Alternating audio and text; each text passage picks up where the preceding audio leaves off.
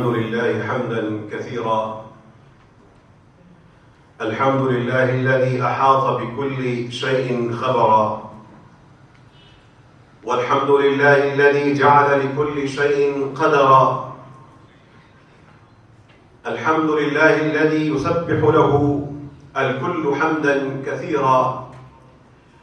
الحمد لله الذي تعالى عما يقولون علوا كبيرا. الحمد لله الذي أنزل قرآنا وفسره تفسيرا. أحمده سبحانه وتبارك وتعالى، وأشهد أن لا إله إلا الله وحده لا شريك له، وأشهد أن محمدا عبده ورسوله أرسل بشيرا ونذيرا، وأرسل إلى الناس كافة عذرا ونذرا. صلى الله تبارك وتعالى عليه وسلم تسليما كثيرا، وعلى آله وأصحابه وأزواجه وأتباعه أخلد الله لهم ذكرا، وأعد لهم أجرا عظيما، وأعظم لهم أجرا. وصلى الله على من تبع محمدا صلى الله عليه وسلم إلى يوم الدين إخلاصا وإحسانا. أعوذ بالله من الشيطان الرجيم. بسم الله الرحمن الرحيم. يا أيها الناس يا أيها النبي إنا أرسلناك شاهدا ومبشرا ونذيرا. صدق الله العظيم. اللهم ربنا آتنا في الدنيا حسنة وفي الآخرة حسنة وقنا عذاب النار. اللهم إنا نسألك قلبا شاكرا ولسانا ذاكرا وعيشة طيبة. اللهم إنا نسألك عيشا نقيا. اللهم إنا نسألك موتا صالحا. اللهم إنا نسألك رفقة النبي صلى الله عليه وسلم في جناتك. اللهم إنا نسألك حسن الخاتمة. اللهم إنا نسألك حسن الثواب وحسن الحياة وحسن الممات. فرقوں کی دلدل میں پھنسے لوگوں، دین کے نام پر غیر ضروری بحثوں میں الجھے لوگوں، اللہ کے دین کو پہنچانے کی بجائے شخصیتوں کے دائروں میں پھنسے لوگوں، آؤ ان دائروں کو توڑتے ہیں، ان دلدلوں سے نکلتے ہیں، ان جکڑنے والی بیڑیوں کو پاش پاش کرتے ہیں، رسول اللہ صلی اللہ علیہ وسلم کی مجلس میں جا بستے ہیں، ان کے دائرے میں شامل ہو جاتے ہیں، آؤ ان کی غلامی کا طوق اپنے گلے میں ڈال کر اصل آزادی حاصل کر لیتے ہیں۔ ادھر ادھر دیکھنے کی بجائے رسول اللہ صلی اللہ علیہ وسلم کی مجلس میں اور صحبت میں حاضری دے دیتے ہیں۔ انہی مجلسوں میں خوشبو ہے، انہی مجلسوں میں طہارت ہے، انہی مجلسوں میں میرے اور آپ کے مسائل کا حل ہے، انہی مجلسوں میں ہمارے لیے بشارت ہے تو دوسری طرف وارننگ بھی ہے۔ یہ وہ مجلسیں ہیں جو سچی ہیں، جس میں بیٹھنے والے سچے ہیں، جس میں آنے والے کلمات سچے ہیں۔ ایسی ہی ایک مجلس لگی ہے، حضرت عمر رضی اللہ عنہ بیٹھے ہیں، رسول اللہ صلی اللہ علیہ وسلم تشریف فرما ہے، عمر ایسی ایک مجلس کا ذکر بیان کرتے ہیں، کہتے ہیں بینما نحن جلوس عند رسول اللہ صلی اللہ علیہ وسلم ذات یوم اذ طلع علینا رجل شدید البیاض شدید السواد الشعر لا يرى عليه اثر السفر ولا يعرفه منا احد۔ ہم بیٹھے ہیں، رسول اللہ صلی اللہ علیہ وسلم تشریف فرما ہے، ایک آدمی آتا ہے، اس آدمی کے کپڑے اچھلے ہوئے سفید اور بال اس کے کیا ہی شاندار کالے، نہ تو اس پہ کسی قسم کے سفر کی کوئی آثار تھے، اور ہم میں سے کوئی جانتا بھی نہیں، یہ نہ تو ہمارے علاقے کا تھا، لیکن آ کے یوں بیٹھا، پتہ لگتا تھا یہ سفر کر کے نہیں آیا۔ رسول اللہ صلی اللہ علیہ وسلم کے یہ صحابی، یہ دوست، یہ پیارے یہ منظر بیان کر رہے ہیں، آیا اور رسول اللہ صلی اللہ علیہ وسلم کے سامنے آپ صلی اللہ علیہ وسلم کے آپ کے گھٹنوں کے ساتھ اپنے گھٹنے لگا کے بیٹھ گیا، اور رسول اللہ صلی اللہ علیہ وسلم کی رانوں کے اوپر اپنے دونوں ہاتھ رکھ کر وہ بیٹھ گیا۔ منظر محسوس کیجئے، رسول اللہ صلی اللہ علیہ وسلم تشریف فرما ہے، شخص آتا ہے، آ کے بالکل پاس آ کے بیٹھتا ہے اور ہاتھ کو رکھ کے بیٹھ جاتا ہے اور پوچھنے لگا، یا محمد صلی اللہ علیہ وسلم، اے محمد اخبرنی عن الاسلام، محمد صلی اللہ علیہ وسلم ذرا مجھے اسلام کا تو بتاؤ۔ اللہ کے رسول صلی اللہ علیہ وسلم اس سے نہیں پوچھ رہے، آنے والا پوچھ رہا ہے، اخبرنی عن الاسلام۔ رسول اللہ صلی اللہ علیہ وسلم اس شخص کو اسلام کے بارے میں سوال کا جواب دے رہے ہیں، سنا اسے رہے ہیں، سمجھا ہمیں رہے تھے، بتا اسے رہے ہیں، حجت ہم پہ قائم کر رہے تھے۔ آپ کہتے ہیں الاسلام ان تشہد ان لا الہ الا اللہ، اسلام یہ ماننے کا نام ہے کہ تم یہ گواہی دینا شروع کر دو کہ اللہ تعالیٰ کے سوا کوئی معبود نہیں، وَأَنَّ مُحَمَّدًا رسول اللہ، اور یہ کہ محمد اللہ کے رسول ہیں۔ یہ اگر تم مان لو، اسلام کی ایک بات تمہیں داخل ہو گئی، وَتُقِيمَ الصَّلَاةَ، پھر تم نماز ادا کرو، وَتُؤْتِ الزَّكَاةَ، اور تم زکوٰۃ ادا کرو، وَتَصُومَ رمضان، رمضان کے روزے پورے کرو، وَتَحُجَّ الْبَيْتَ إِنِ اسْتَطَعْتَ إِلَيْهِ سَبِيلًا، اور اگر تم کر سکو تو زندگی میں حج ایک دفعہ ضرور کر لو۔ یہ کام کرو گے تو تم اسلام، یہ اسلام ہے۔ آپ صلی اللہ علیہ وسلم نے جواب دیا، ہر لفظ کی وجہ سے اسلام کا ایک کالم، ایک پلر کھڑا ہوا، شہادت، نماز، زکوٰۃ، حج اور رمضان۔ رسول اللہ صلی اللہ علیہ وسلم نے جب اس کو یہ جواب دیا تو یہ ارکان اسلام کہلاتے ہیں۔ اب اس شخص نے ایک اور سوال کر دیا، رسول اللہ صلی اللہ علیہ وسلم نے جب یہ اس کو بتایا، پوچھنے والا آگے سے کہتے ہیں صدقتا، صحیح کہہ رہے ہو۔ اب حضرت عمر کہتے ہیں ہمیں حیرانی ہوئی، آگے پہلے پوچھتا ہے، آپ صلی اللہ علیہ وسلم جواب دیتے ہیں، اور جب جواب دیتے ہیں تو یہ بتا رہا ہے کہ تم ٹھیک کہہ رہے ہو۔ ایسا معاشرہ پہلے تو نہیں ہوا تھا۔ اب رسول اللہ صلی اللہ علیہ وسلم کے صحابہ کہتے ہیں ہمیں حیرانی ہوئی، یسألہ ویصدقہ، خود ہی پوچھ رہا ہے اور پھر خود ہی جواب کو صحیح ہونے کا بتا رہا ہے۔ مجلس نا رسول اللہ صلی اللہ علیہ وسلم کی مجلس تھی، اللہ تعالیٰ نے دین بہت سے طریقوں سے صحابہ کو سمجھانا تھا، پختہ کرنا تھا۔ وہ صرف باتیں نازل نہیں ہوتی تھیں، ساتھ منظر بنتے تھے، ان منظر میں ہدایت سجتی تھی، ان منظروں میں روشنی کا منبع بنتا تھا، وہیں سے جو نور نکلا تھا وہ پھر ساری دنیا میں پھیلنا تھا۔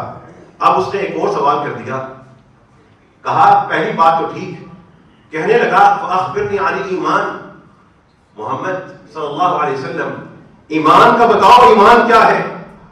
رسول اللہ صلی اللہ علیہ وسلم نے جواب دیا، ان تؤمن باللہ وملائکتہ وکتبہ ورسلہ والیوم الآخر وتؤمن بالقدر خیرہ وشرہ۔ ایمان یہ ہے کہ تم اللہ کو دل سے مانتے ہو اور فرشتوں کو مانتے ہو، تمام جو کتابیں چلی آ رہی ہیں اور جو رسول پیچھے سے آئے ہیں ان سب کو ایک سلسلہ سمجھ کر ان پہ ایمان رکھتے ہو، والیوم الآخر، اور آخری جو دن ہے، والیوم الآخر، اور آخرت کے دن کو تم مانتے ہو۔ یہ تمہارے دل کے اندر یہ سوچیں ہوں، تمہارے جذبات میں یہ سوچیں موجیں مارتی ہوں، وَتُؤْمِن بِالْقَدَرِ خَيْرِهِ وَشَرِّهِ، اور تمہیں تقدیر میں جو تمہارے لیے برا یا اچھا لکھا گیا ہے اس پہ ایمان ہو۔ اب اس نے کہا صحیح کہہ رہے ہو، سچ کہہ رہے ہو۔ اب پوچھتا ہے، جواب سنتا ہے اور تصدیق کر دیتا ہے۔ اب رسول اللہ صلی اللہ علیہ وسلم سے اس شخص نے ایک اور سوال کر دیا، فَأَخْبِرْنِي عَنِ الْإِحْسَانِ، یہ سب سے شاندار درجہ احسان کیا ہوتا ہے؟ اسلام تو ہو گیا، ایمان تو ہو گیا، اسلام میں عملی چیزیں ہیں، زبان سے اخلاق، اس میں جسم کی حرکت یعنی نماز، مال کو کما کر نکالنا عملی کام ہے، روزہ ایک عملی کام ہے، اور حج ایک عملی کام ہے. یہ تو عملی طور پہ مسلمان. اور دل میں سوچیں پختہ ہو، پکی ہو، اس کے سوا کوئی اور نہ بسا ہو، وہ ایمان ہے. اب اس سے اوپر جا کے شاندار درجہ کیا ہے؟ احسان کی تو کوئی تعریف بتائیں. اب رسول اللہ صلی اللہ علیہ وسلم نے کہا ان تعبد اللہ کأنک تراہ، تم اللہ کے حضور اس طرح گڑ گڑاؤ، اس طرح اس کی بندگی میں جیو گویا کہ تم ہر پل اللہ کو دیکھ رہے ہو. اللہ کو دیکھ رہے ہو، تجارت کرتے ہوئے، نماز پڑھتے ہوئے، گھروں کے معاملات میں، رشتہ داروں کے معاملات میں، رب تمہارے سامنے ہے، تم دیکھ رہے ہو. اصل احسان تو یہ ہے اے اللہ ہمیں وہ توفیق عطا فرما. گویا کہ تم اللہ کو دیکھ رہے ہو، لیکن اگر تم اس درجے کو نہیں پہنچ پاتے، فَإِن لَمْ تَكُنْ تَرَاهُ، اگر تم خود اس رب کو اپنی نگاہوں میں ابھی نہیں پاتے، تو پھر اس طرح جیو کہ گویا کہ وہ تمہیں ہر پل دیکھ رہا ہے.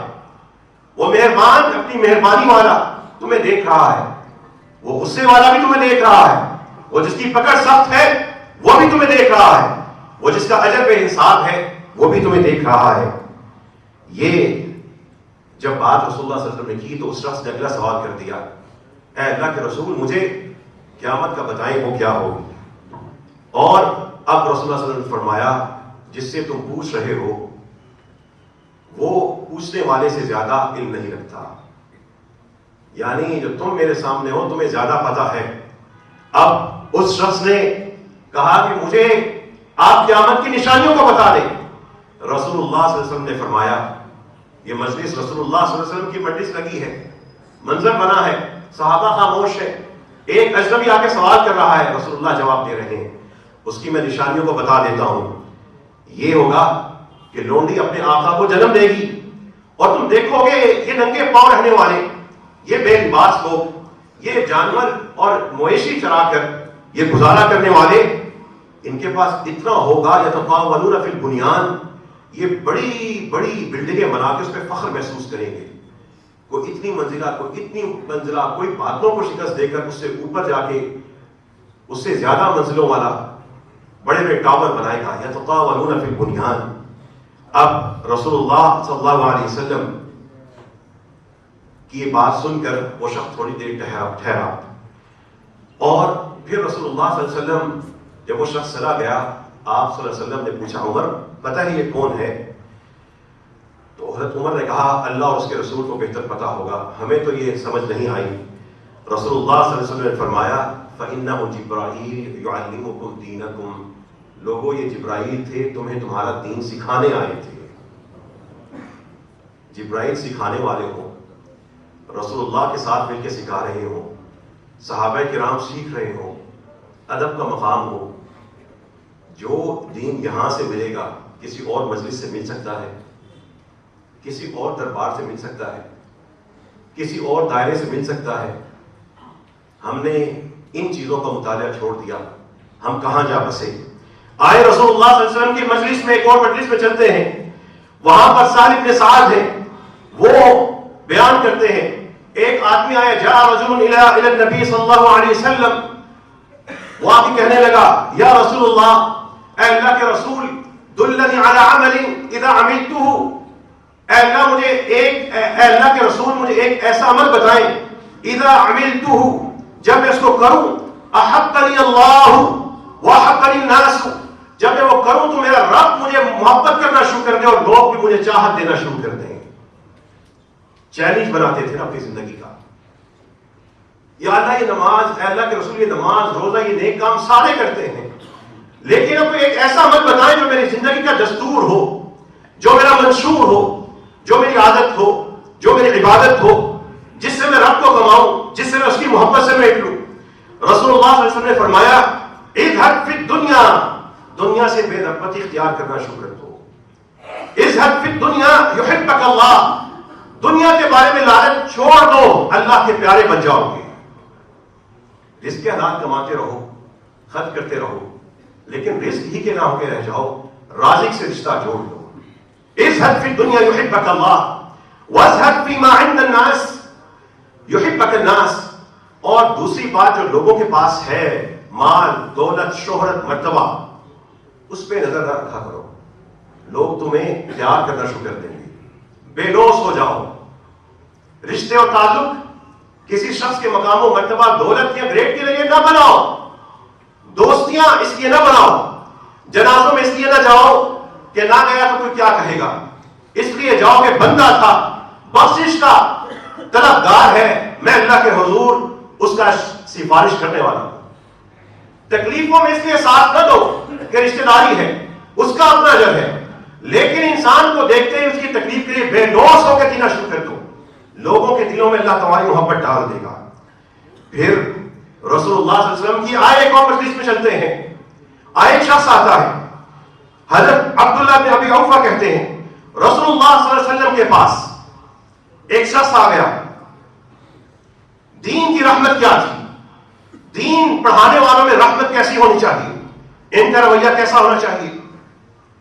نکلو ان داروں سے، رسول اللہ صلی اللہ علیہ وسلم کی مجلس میں آ جاؤ. آ کے کہنے لگا انی لا استطیع ان آخذ من القرآن شیئا. اے اللہ کے رسول، مجھے قرآن کریم میں سے کچھ بھی نہیں آتا. فعلمنی شیئا ما یسعنی منہ. اے اللہ کے رسول، مجھے کچھ ایسی چیز بتائیں جو اب قرآن کو نہیں آتا، مجھے کچھ ایسا سکھا دیں میں نماز میں کچھ پڑھ لیا کروں. سوال دیکھیے، سنگینی دیکھیے. ہو سکتا ہے نیا نیا مسلمان ہو سکتا ہے اس کا ذہن کام نہ کرتا ہو سکتا ہے اس تک کوئی قرآن پڑھانے والا پہنچا نہ ہو سکتا ہے اس کے گھر میں تربیت نہ ہوئی ہو سکتا ہے گناہوں کی دلدل سے ابھی نکلا ہو. کوئی وجہ ہو سکتی ہے. رسول اللہ صلی اللہ علیہ وسلم نے کچھ نہیں پوچھا.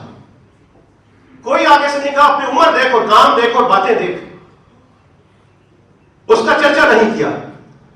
رسول اللہ صلی اللہ علیہ وسلم فرماتے ہیں نماز میں کھڑے ہو کے کہہ دینا سبحان اللہ والحمد للہ ولا الہ الا اللہ واللہ اکبر ولا حول ولا قوت الا باللہ العلی العظیم.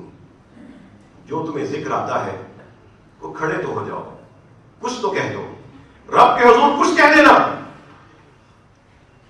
اب وہ شخص کہنے لگا سبحان اللہ والحمد للہ ولا الہ الا اللہ واللہ اکبر. یہ جو آپ نے ذکر بتائے ہیں یہ تو رب ہی کی حمد و ثنا ہے، میرا بھی کوئی مطلب ہے نماز میں، وہ کیا ہوگا؟ یہ تو میں اللہ کی حمد و ثنا کیے جا رہا ہوں. آپ صلی اللہ علیہ وسلم نے کہا تم کہہ دینا اللہم ارحمنی. اسی کی زبان تھی. آپ کے لیے شاید یہ دعا کرنا مشکل ہو، لیکن وہ بدو عربی تھا. آپ نے کہا کہہ دینا اللہم ارحمنی، اے اللہ مجھ پر رحمت کر، ورزقنی، مجھے دے، وعافنی، مجھے بچا کے سلامتی سے رکھنا، واہدنی، اور مجھے میری آپ خود اے اللہ میری رہنمائی کرتے رہنا. اب اتنی سی بات رسول اللہ صلی اللہ علیہ وسلم نے بتائی. وہ کھڑا ہوا اور رسول اللہ صلی اللہ علیہ وسلم نے کیا کہا اما ھذا فقد ملأ یدہ بالخیر. اس بندے نے اپنا ہاتھ خیر سے بھر لیا ہے. یہ رسول اللہ صلی اللہ علیہ وسلم کی جو تعلیمات ہیں. ہمارے دیہاتوں میں ایسے لوگ ہیں، شہروں میں ایسے لوگ ہیں، پڑھے لکھے بڑے بڑے شاندار انگریز سے بڑھ کے انگریزی بولنے والے ایسے ہیں، ان کو قرآن کریم کے چند الفاظ نہیں آتے، تلفظ نہیں ہے، پڑھ نہیں سکتے، اٹک جاتے ہیں. یہ ان کے لیے اور ان کو پڑھانے والوں کے لیے اور جن کو آتے ہیں سب کے لیے یہ بشارت ہے. یہ حدیث جو آئے اس کی حوصلہ شکنی نہیں کرنی. جو جہاں ہے وہیں سے اس کا ہاتھ پکڑ کے چلا دینا ہے. اس کا آغاز آج یہ ہے، نہ جانے انتہا کہاں ہو، لیکن اس کی انتہا میں ہماری جنت پنہا ہو، چھپی ہو سکتا ہے ہمارے ایک تبصرے کی وجہ سے آج اس نیکی سے بھی وہ جائے. ہمارے سب سوال کی وجہ سے اس کا دل اجاٹ ہو جائے. تانے اور تبصرے اس وقت بھی ہوتے تھے. چلے میں رسول اللہ صلی اللہ علیہ وسلم کے دور میں ایک آیت اتری خذ من اموالہم صدقۃ تطہرہم وتزکیہم. ان کے مال سے صدقہ قبول کرنا شروع کر دو.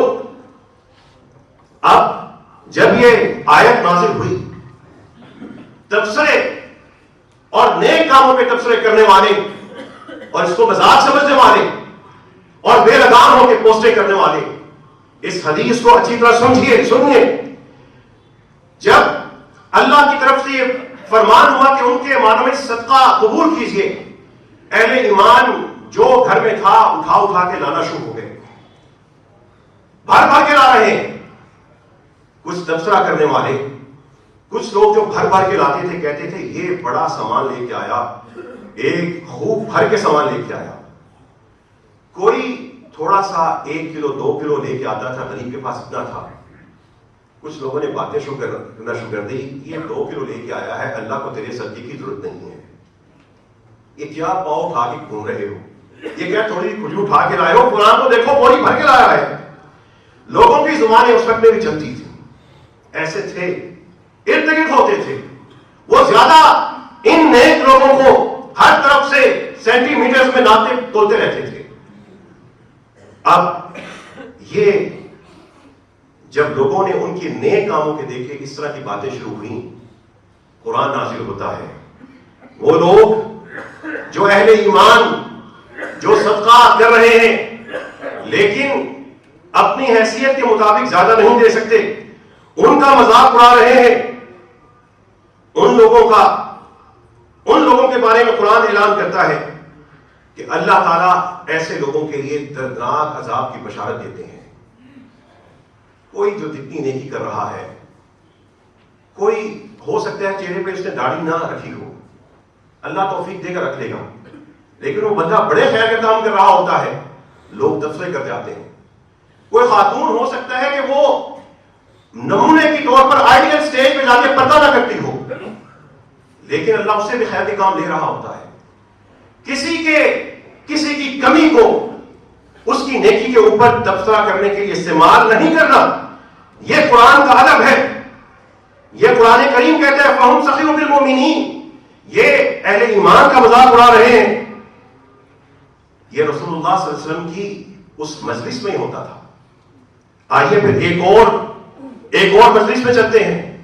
رسول اللہ صلی اللہ علیہ وسلم کے پاس ایک شخص آیا، آ کے کہنے لگا اے اللہ کے رسول صلی اللہ علیہ وسلم، غزوہ جنگ کے لیے لشکر میں میرا نام لکھ دیا گیا ہے، وامراتی حاجۃ، اور میری خاتون نے، میری بیوی نے حج کے لیے جانا ہے. ایک طرف جنگ نزدیک ہے، ایک طرف بیوی کا حج کا ارادہ ہے. رسول اللہ صلی اللہ علیہ وسلم نے کہا ارجع فحج مع امرتک، جاؤ جا کے اپنی بیوی کے ساتھ حج کرو. بیویوں کے حقوق ملیں گے، بیویوں کو ملیں گے، شوہر وہ دیں گے، بس شرط یہ ہے ہم یہ فرقے کی دلدلوں سے نکل کے رسول اللہ صلی اللہ علیہ وسلم کے مجلس میں آ جائیں، اس کو پڑھنا شروع کر دیں. ان کو ان احادیث کو پڑھیں گے تو معاشرے میں جو شدت پسندی ہے وہ کیسے کم ہوگی. سنیے رسول اللہ صلی اللہ علیہ وسلم کی مجلس میں ایک اور تذکرہ. بینما رسول اللہ جالس جاء یہودی، اللہ کے رسول صلی اللہ علیہ وسلم تشریف فرما ہے، ایک یہودی آ گیا. فقال یا ابا القاسم، کہنے لگا اے ابو القاسم، رسول اللہ صلی اللہ علیہ وسلم کو کنیے سے پکارنے لگا. ضرب وجهي رجل من اصحابك، تمہارے ان ساتھیوں میں سے ایک بندے نے مجھے منہ پہ تھپڑ مارا ہے. شکایت لے کے آنے والا یہودی ہے. اب رسول اللہ صلی اللہ علیہ وسلم نے جب اس کی یہ بات سنی، آپ نے کہا من، اس نے کہا رجل من الانصار. آپ نے کہا کون ہے؟ اس نے کہا انصاریوں میں سے ایک بندہ ہے. آپ نے کہا بلاؤ. آیا، پوچھا ضربتہ، تم اس کو مار کے آئے ہو؟ اس نے کہا ہاں، سمعتہ بالسوق یحلف. یہ یہودی بازار میں کھڑا تھا اور بازار میں قسمیں لگا رہا تھا، اور قسم کھاتے ہوئے کیا کہہ رہا تھا؟ اس ذات کی قسم ہے جس نے ہمارے نبی موسیٰ کو سارے کے سارے بشر پر، سارے کے سارے انسانوں میں سب سے زیادہ افضل سمجھ کے چنا ہے. اب میرے سے تو یہ سنا نہیں گیا، یہ اپنے نبی کا ہمارے سامنے یوں ذکر کر رہا ہے. تو میں نے کہا خبیث، یہ حدیث کے لفظ ہیں، اس صحابی نے کہا اے خبیث علی محمد، او خبیث انسان، تم کیا محمد صلی اللہ علیہ وسلم پہ بھی حضرت موسیٰ کو فوقیت دے رہے ہو؟ تو میں نے اس کو پکڑا وضربت وجہہ، لگائی میں نے اس کے چہرے پر ایک۔ اب رسول اللہ صلی اللہ علیہ وسلم نے کیا فرمایا؟ لا تخیروا بین الانبیاء، تمہارا یہ کام نہیں ہے کہ تم انبیاء کے درمیان کون بہتر ہے کون کیا ہے اس کے حساب لگانا شروع کر دو۔ لا تخیروا بین الانبیاء، تمہیں کس نے یہ ڈیوٹی دی ہے کہ تم انبیاء کے درمیان اونچ نیچ بناؤ، اس کو ادھر اس کو ادھر اس کو ادھر اس کو ادھر رکھو؟ اللہ کے رسول نے سمجھایا فإن الناس يصعقون يوم القيامة، لوگ سارے کے سارے جو قیامت کا جب دن آئے گا سارے بے ہوش ہو کے گریں گے، ختم ہو جائیں گے۔ فَأَكُونُ أَوَّلَ مَنْ تَنشَقُّ عَنْهُ الْأَرْضُ، میں پہلا وہ انسان ہوں گا جس سے زمین کو ہٹایا جائے گا، زمین پھٹے گی، ہم نکلیں گے۔ جیسے ہی میں نکلوں گا فَإِذَا أَنَا بِمُوسَىٰ، تو میں موسیٰ علیہ السلام کے سامنے کھڑا ہوں گا۔ اب میں تو سب سے پہلا ہوں، لیکن مقام موسیٰ کا یہ ہے کہ موسیٰ عرش کے ستونوں کو تھام کے موسیٰ وہاں پہ کھڑے ہوں گے۔ موسیٰ کی وہ افضلیت، میرا پہلے نکلنے کی افضلیت، فلا ادری، رسول اللہ صلی اللہ علیہ وسلم فرماتے ہیں اب مجھے نہیں پتا کہ کیا میں سب سے پہلے جو ہوش میں آیا وہ تھا، یا یہ جتنے کے جو سارے کا سارا حضرت موسیٰ علیہ السلام ان کو بے ہوش ہی نہیں کیا گیا۔ یہ اللہ تعالیٰ کے رسول صلی اللہ علیہ وسلم نے ایک بات سمجھائی اور کہا لا تخیروا بین الانبیاء، لوگوں انبیاء کے درمیان اس طرح کی بحثیں نہ کیا کرو۔ اور ہماری بدقسمتی یہ ہے ہماری نمازیں پوری نہیں، اعمال پورے نہیں، ہم تو گناہوں کو روک نہیں سکتے، اور ہم صحابہ کو لے کے تولنے پہ تلے ہیں، ہم صحابہ کا موازنہ کرنے پہ تلے ہیں کہ یہ صحابی ایسا تھا یہ ایسا تھا۔ کیسے بدبخت وہ لوگ ہیں۔ رسول اللہ صلی اللہ علیہ وسلم کا دین ایک عمارت ہے، یہ چھت ہے، یہ دیواریں ہیں، یہ ستون ہے، ہر ایک کا اپنا اپنا مقام ہے۔ کوئی اہل بیت کو لے کے صحابہ کے خلاف لگا ہے، کوئی صحابہ کو لے کے اہل بیت پہ کیچڑ اچھال رہا ہے۔ ایسی بحث کرنے والا مولوی، اس کو سوشل میڈیا پہ ویوز تو مل سکتے ہیں، اس کے فالوورز تو جاہل قسم کے ہو سکتے ہیں، لیکن وہ بہت بڑے عذاب کی طرف جا رہا ہے۔ ایسے لوگوں کا بائیکاٹ کیجیے۔ یہ غیر ضروری بحثوں میں الجھانے والے ایسے دانشوروں کو، ایسے دانش سے محروم لوگوں پہ ان کی فاتحہ پڑھ کے ان کو اپنے دلوں سے دماغ سے فارغ کر دیجیے۔ رسول اللہ صلی اللہ علیہ وسلم کی مجلس میں آ جائے، انہی مجلسوں کا ذکر چل رہا تھا۔ اللہ تعالیٰ ہمیں انہی مجلسوں سے دین سیکھنے کی توفیق عطا فرمائے۔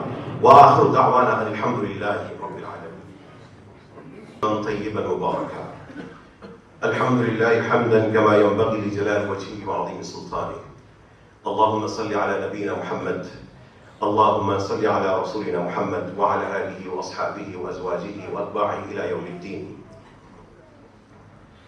یہ ہفتہ مسجد رحمت اللہ العالمین کے لیے اللہ تعالیٰ کی طرف سے ایک خاص انعام تھا۔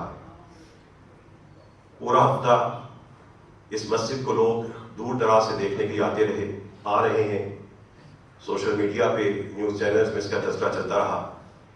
جو نیکی اس مسجد رحمت اللہ العالمین کے نمازیوں نے قافلہ رحمت بن کے شروع کی تھی، پاکستان ہی سے نہیں دنیا بھر سے علماء کرام مساجد رابطہ کر رہے ہیں۔ یہ ایک مسجد ہے، یہاں کے نمازی اللہ کی توفیق سے انہوں نے ایک ایسا نظام قائم کیا کہ جب ہم یہاں پہ اللہ کے حضور کھڑے ہوں تو ہمارے ارد گرد کوئی بھوکا نہ رہے۔ ہم جب گھروں سے کھانا کھا کے آئیں اور کھا کر نماز پڑھ رہے ہوں تو کوئی ہماری نماز کے دوران یا نماز کے بعد کوئی بھوکا نہ رہے۔ دسترخوان لگے 2 سال ہو چکے، اللہ کی توفیق سے سالانہ ماہانہ 7-8 ہزار افراد کھانا کھاتے ہیں۔ ادھر دسترخوان لگتا ہے، مسجد میں داخل ہوں یہاں پہ فریج رکھا ہے، اس سے آگے آئیں گھر کی اضافی ادویات لائیں یہاں پہ رکھ دیں، وہاں سے کلیننگ میں چلی جاتی ہیں۔ داخل ہوں تو قرآن اکیڈمی یہاں پہ سامنے جہاں پہ دروازہ ہے، یہاں پہ قاری صاحب اور قرآن اکیڈمی کا ٹیبل لگا کے بیٹھے ہوتے ہیں۔ کوئی بھی آئے اپنے اپنے فرقے کی نماز یاد کر کے سنا لے، اپنے اپنے فرقے کے مطابق اپنی نماز درست کروا لے۔ یہ سامنے خواتین کے لیے یہاں پہ جگہ بنی ہوتی ہے، ساتوں دن جمعے کے علاوہ یہاں پہ آ کے نماز ادا کر لیں۔ وہ مہمان سرائے ہے کہ جو مہمان ہیں جن کے پیم سے کہیں ایسی جگہ پہ اچانک ان کو آنا پڑا ہے لیکن رات گزارنے کی جگہ نہیں، اپنے قانونی لوازمات شناخت وغیرہ دے کر یہاں پہ آرام کر سکتے ہیں۔ یہ مسجد میرج ہال ہے، یہاں سے اللہ تعالیٰ کی توفیق سے تقریباً اب 41 بچیوں کی شادیاں ہو چکی ہیں. 32 مستحق بیٹیاں 31 مستحق بیٹیاں تھیں. 11 وہ بیٹیاں جو خوشحال خاندان کے لوگ آئے ہیں. جہاں پہ میں کھڑا ہوں پیچھے جو ساری گلی ہے وہاں پہ مسجد گارمنٹ اسٹور قائم کر دیا گیا ہے. جو شخص بھی اپنے بچوں کے لیے کپڑوں کے حوالے سے پریشان ہے آئے رجسٹریشن کروائے, اس کو سال میں 2 دفعہ کپڑے ملتے جائیں گے. میرے بائیں طرف یہاں پہ پیچھے مسجد فری شوز اسٹور بنا ہوا ہے, اس سے آگے اس کونے میں مسجد یونیفارم بینک ہے. جو بچے تعلیم چھوڑ دیتے ہیں یونیفارم نہیں ہے ان کو ہم یہ وسائل دیں گے. آگے ان کے لیے اسکول بک بینک انشاءاللہ بنے گا, اسکول کی کتابیں جمع کروائیں, ہم بچوں کو 25 بستیوں میں جا کے ان کو پڑھا دیں گے. مسجد کے نچلے فلور میں داخل ہوتے ہی دائیں طرف مسجد کلینک ہے, اس کے ساتھ ہی مسجد فارمیسی ہے, وہیں پہ مسجد ٹیلیز میڈیسن سینٹر کام کر رہا ہے. کوئی شخص آئے جس کے پاس دوائی کے پیسے نہیں آئے اور دوائی لے لے. کوئی شخص کسی علاج کے لیے پریشان ہے, ڈاکٹر بیٹھے ہیں اپنا علاج کروا لیں. ایک ڈاکٹر موجود ہیں, 14 ڈاکٹر ہمارے ساتھ رابطے میں ہوتے ہیں. کینسر سے لے کے جو باقی بیماریاں ہیں اس کے جو لوگ ہیں ڈاکٹر خود آ کے اپنے نام لکھوائے ہمارے ساتھ رابطے میں ہیں. انشاءاللہ تعالی اس ہفتے سے باقاعدہ خواتین کے لیے یہاں پہ الٹرا ساؤنڈ مشین بھی پہنچ جائے گی اور خواتین کے لیے ایک الگ کلینک قائم کیا جا رہا ہے. وہیں سے آپ آگے داخل ہو تو جہاں پہ آپ لوگ بیٹھے ہیں آپ یہاں پہ نیچے مسجد ٹیوشن سینٹر ہے اور کلاس رومز ہے. یہ جو جگہ ہے یہ ساری کی ساری خواتین یہاں پہ نماز ادا کرتی ہیں. نیچے اس طرف اگر آپ جائیں تو یہاں پہ خواتین کے لیے وہ حصہ ہے جو ہمارے لیکچرز ہال میں ہیں, لیکن دل بڑا کیا اس کو میرج ہال میں بدل دیا. یہ جمعے کے دن ہم سارا کچھ سمیٹ دیتے ہیں لوگوں کے رش کے لیے, لوگوں کی نماز کی جگہ کے لیے. انشاءاللہ تعالیٰ یہ اوپر تیسرا فلور مکمل ہو رہا ہے. اس میں مسجد ووکیشنل ٹریننگ سینٹر ہوگا. لوگ قرآن کو حفظ کروا لیتے ہیں, قرآن کو سمجھا نہیں سکتے, اس لیے 90% بچے حفظ کرنے کے بعد قرآن کو یاد نہیں رکھ پاتے. ان بچوں کو قرآن سمجھانے کے لیے یہ حصہ سارے کا سارا فہم قرآن اکیڈمی ہوگی. پورے پاکستان سے 50 حفاظ کے گروپ آتے رہیں گے. 1 مہینے کے بعد قرآن کا کہیں سے بھی مفہوم ہمیں بتاتے ہوں گے. حافظ قرآن کو عالم قرآن بنا دیں. یہ انشاءاللہ مسجد رحمۃ اللہ العالمین کی اگلی منزل ہوگی. اور اس سے بڑی بات ایک اور انوکھی نیکی جو اللہ تعالیٰ نے مسجد رحمۃ اللہ العالمین سے لینی ہے اور انشاءاللہ قبول بھی اللہ کے وہاں ہوگی, وہ یہ ہے کہ یہاں تک ایک نظام ہے. اس نظام کے لیے یہاں پہ بیٹھے جتنے لوگ ہیں اکثر لوگ آ کے پوچھتے رہے, میڈیا پوچھتا رہا, ٹی وی چینل یوٹیوبر آ کے پوچھتے رہے بتائیں پیسہ کہاں سے آ رہا ہے. آئے میں آپ سے وہ راز بتا دوں جس کی وجہ سے یہ سب کچھ آ رہا ہے. اس راز سے پہلے اس مسجد میں بیٹھا کوئی شخص یہ بتائے کیا آج تک مسجد رحمۃ اللہ العالمین کا کوئی شخص آپ کے دروازے پہ آ کے چندہ مانگنے کے لیے آیا ہے؟ کوئی ایک شخص اٹھ کے کہہ دے کہ مسجد رحمۃ اللہ العالمین نے کوئی بندہ بھیجا ہو, کوئی رسید بک اٹھا کے آیا ہو, کسی پروجیکٹ کے لیے پیسہ مانگا ہو. کوئی شخص کہہ سکتا ہے تو ہاتھ کھڑا کرے. کوئی ایسا شخص ہے یہاں پہ بیٹھا ہوا جو مسجد رحمۃ اللہ العالمین کو باقاعدہ ہر مہینے کوئی پیسے دیتا ہو یا اس نے فکس کیے ہو؟ یہ سب لوگ بیٹھے ہیں. کوئی ایک بھی شخص, ہاں کچھ اللہ کے نیک لوگ ہیں, مرد خواتین ہیں, کچھ یتیم بچوں کی کفالت کرتے ہیں, وہ الگ ہے. تیسری چیز, اس مسلح پہ جو مانگنا ہے ہم مانگ لیتے ہیں. اس مسلح کی ایک عزت ہے, اس پہ کھڑے ہونے والوں کا ایک وقار ہے. جب جب جا کے مانگے کہ لوگ آپ کو منگتا سمجھیں گے, رب آپ سے ناراض ہوگا. آپ رب سے مانگتے رہیں, اللہ تعالیٰ کام چلاتا رہے گا. جو نیک کام کرے اوپر کا ہاتھ بن جائے, نیچے کا ہاتھ بنیں گے ہمیشہ نیچے ہی رہیں گے. اوپر سے اللہ تعالیٰ برکت دیتا رہے گا. اس مسجد رحمۃ اللہ العالمین کے اس وقت 21 شعبے کام کر رہے ہیں, 9 اس کے پروجیکٹس ہیں. ایک بھی پروجیکٹ آج تک کام کرتے ہوئے کبھی ہم نے یہ نہیں سوچا بجٹ کتنا چاہیے ہوگا. ہاں ماں سی سکتی آئی, اس کو زکات فنڈ میں تھوڑا سا تھا 5000 روپے دیا, لیکن پھر سوچا اس ماں کو 5000 روپے میں نے دے کے بھیج دیا, یہ 50 گھروں میں جا کے مانگے گی, پھر بھی اس کی بیٹی کی شادی نہیں ہوگی. اس ماں کی پھٹی ایڑیوں کو جاتے ہوئے دیکھ کے خیال آیا اس ماں کے لیے ہم شادی ہال مسجد میں کیوں نہیں بنا دیتے. رمضان کی آخری راتوں میں یہ خیال آیا, رمضان کے بعد عید کے چوتھے دن یہاں پہ لا کے کراکری رکھ دی. اگلے دن سے شادیاں شروع ہو گئی. جس ہر شخص کے لیے 2-3 لاکھ روپے کا ڈائریکٹ ریلیف بن گیا. بیٹیاں رخصت ہو رہی ہیں, لہنگے غرارے کو مل رہے ہیں, سوٹ مل رہے ہیں, لوگوں نے صوفے, گھر کے سامان, اچھا سامان بھجوانا شروع کر دیا ہے. چیزیں آتی جا رہی ہیں, کہاں سے آتی ہیں اللہ بہتر جانتا ہے. قافلہ رحمت ہے, اللہ قافلہ رحمت میں ہر اس شخص کو جوڑ رہا ہے جو خود آ رہا ہے. اور ایک اور خوشخبری سن لیجیے. خوشخبری تو آپ کو اگلے ہفتے دینی تھی، لیکن ایک ارادہ کیا، کسی ارادے کہیں بات کر رہا تھا، دو لوگوں نے سنے، انہوں نے کہا یہ عادت تو ہماری طرف سے پکڑے.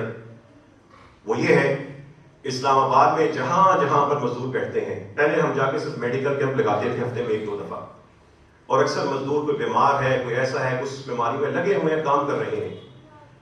کیوں ہسپتال جائیں گے دہاڑی ٹوٹے گی، ہسپتال جائیں گے ٹیسٹ کروانے پڑیں گے. اللہ تعالیٰ کی توفیق سے 3 چیزیں ہمارے یہاں تھیں. مزدور مدرسہ یہاں پہ سامنے لگتا ہے، قاری صاحب ہمارے استاد روزانہ ان لوگوں کو ایک قرآن کی آیت، حدیث، تفسیر یاد کرواتے ہیں.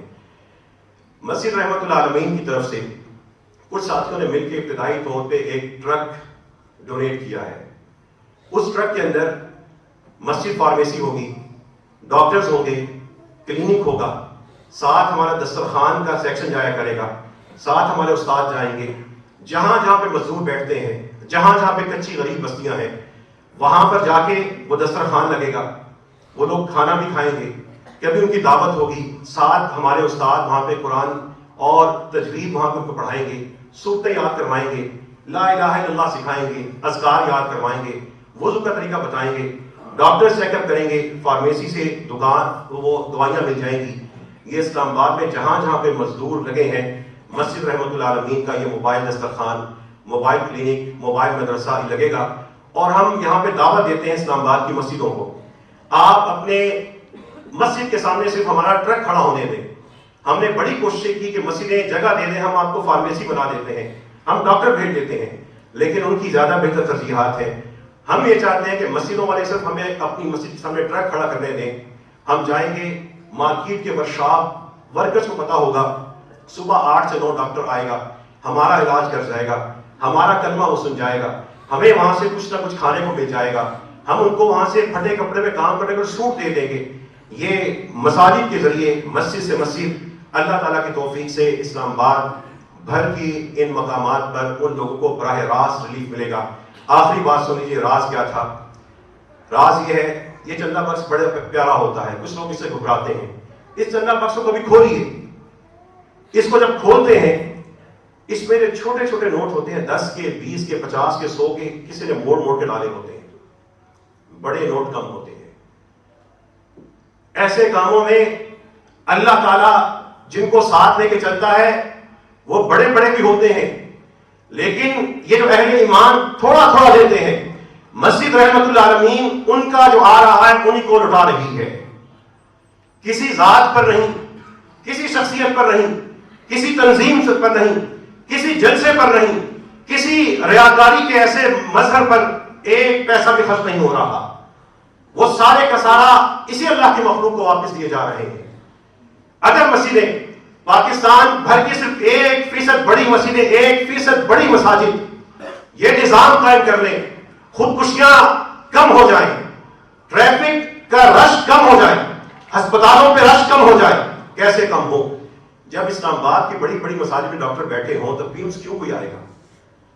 وہاں پہ نزلہ زکام بخار کے لیے بڑے ہسپتال میں دوڑتے ہیں، ہسپتالوں میں تو بڑے بڑے جو مرض ہیں، کینسر ہے، ٹی بی ہے، اس طرح کے ڈاکٹرز کو وہاں پہ فری کر کے علاج کروانا چاہیے.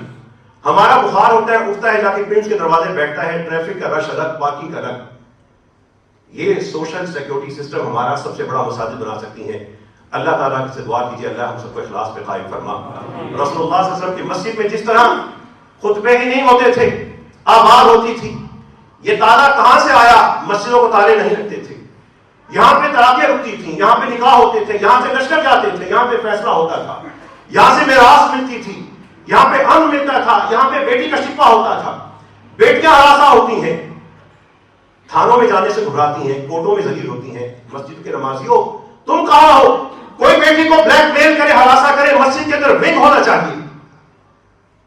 وہ یہاں کے نمازیوں کو وہ کیس اٹھا لینا چاہیے. بیٹیوں کی عزت پامال کی جاتی ہے. 500 مسجدیں ہیں، کوئی بولتا ہی نہیں. یہ کیسے نظام میں جیتے ہو؟ یہاں پہ 4 وکلاء حضرات کا مسجد لیگل ایڈ فورم ہے، فیملی کونسل ہے، کئی طرح کے رک چکی، کئی ماں باپ بیٹے ناراض کر کی صلح ہو چکی، کئی مریضوں کو اللہ تعالیٰ کی طرف سے دوا مل چکی. یہ وہ نظام ہے.